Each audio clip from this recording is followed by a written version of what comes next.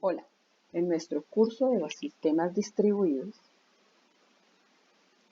ya hemos aprendido cómo se realiza una invocación de métodos remotos, por ello en esta unidad vamos a conocer y entender cómo funcionan los ficheros en el sistema distribuido. Con frecuencia, la implementación de un fichero se distribuye por sí sola, a través de múltiples máquinas. La manera como se lleva a cabo esta distribución es fundamental para alcanzar la eficiencia y la escalabilidad de un sistema de ficheros.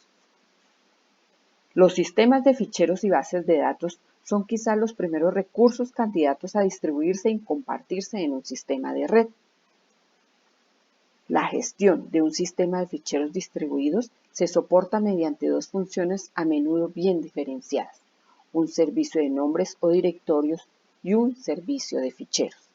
Es fundamental proporcionar un rendimiento aceptable, por lo que hay que alcanzar un compromiso entre la disponibilidad local de la información para disminuir los costos de comunicación y la consistencia que se refleja en la semántica que muestran los accesos compartidos.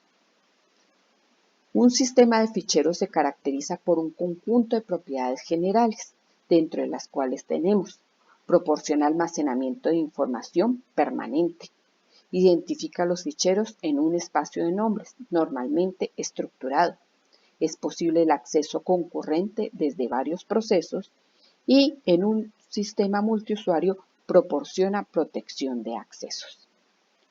Un sistema de ficheros distribuido tiene también como objetivo las siguientes propiedades: transparencia en la identificación, espacio de nombres único e independiente del cliente; transparencia en la ubicación. Para permitir la movilidad del fichero de una ubicación a otra, se requiere una correspondencia dinámica entre nombre y ubicación. Escalabilidad, espacios de nombres estructurados y replicación para evitar cuellos de botella. Robustez ante fallos. El servidor no debe verse afectado por los fallos de los clientes, lo que incumbe a la gestión del estado de los clientes en el servidor. Disponibilidad y tolerancia a fallos. Implica una forma de replicación. Un aspecto de la disponibilidad es permitir el funcionamiento en modo desconectado, que requiere caching de ficheros enteros. Consistencia. El objetivo es mantener en lo posible la semántica de los sistemas centralizados. Y por último, la seguridad. La necesidad de autenticación remota implica nuevos modelos de protección basados en credenciales en lugar de listas de acceso. El diseño de un sistema de ficheros distribuido que proporcione un buen nivel de rendimiento deberá basarse en las características del uso de ficheros por las aplicaciones, entre los cuales tenemos: la mayoría de los ficheros son de pequeño tamaño. Esto implica que el fichero puede ser la unidad de recuperación. La escritura es poco frecuente. Esto alienta el caching y la replicación. La compartición es poco frecuente. La mayoría de los ficheros se acceden por un lector y un escritor. Algunas veces se acceden por n lectores y un escritor, y rara vez se acceden por n lectores y n escritores. El ratio de búsqueda sobre el uso suele ser bajo. Este hecho también favorece el cache. Recordemos que el ratio es la medida de la tasa de acceso al fichero en proporción a la cantidad de procesos que se realizan sobre el elemento. El acceso suele ser secuencial y existe un alto grado de localidad. Esto promueve el buffer para proporcionar anticipación en los accesos. La mayoría de los ficheros tienen una vida muy corta, por ejemplo, los ficheros temporales, que hay que tender a gestionarlos localmente. Y por último, existen clases de ficheros con propiedades diferenciadas, por ejemplo, los ejecutables, que rara vez se modifican. El modelo de sistemas de ficheros distribuido va a tener una estructura cliente-servidor que incluye servicios diferenciados de nombres y de ficheros y un mecanismo de identificación única de ficheros por los clientes. La estructura consta de 3 módulos: el cliente, que es la interfaz local con la aplicación, interpreta las llamadas al sistema sobre ficheros y genera las peticiones para los accesos remotos.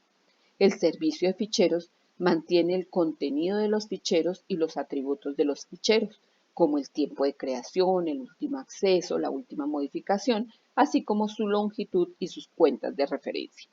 Y por último, el servicio de nombres. es el encargado de proporcionar transparencia en la ubicación. En general, es una base de elementos donde se crean, se modifican y se buscan las entradas. En la identificación de ficheros, el cliente especifica un fichero al servidor de ficheros mediante el identificador único de ficheros. Es pedido por el servidor de ficheros cuando se crea un fichero. En principio se requiere identificar el servidor del fichero, el fichero dentro del servidor y los derechos de acceso sobre el fichero.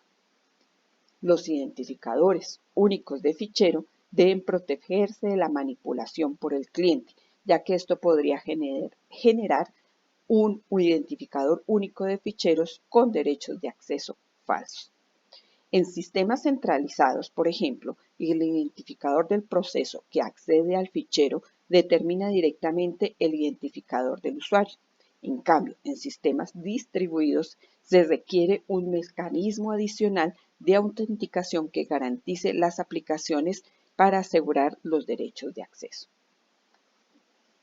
En conclusión, recordemos que la estructura de un sistema de ficheros distribuidos tiene como función organizar, almacenar, recuperar, gestionar los nombres, coutilizar y proteger los ficheros, además de ofrecer ese mecanismo de abstracción para ocultar todos los detalles relacionados con el almacenamiento y distribución de la información en los diferentes dispositivos de un sistema distribuido.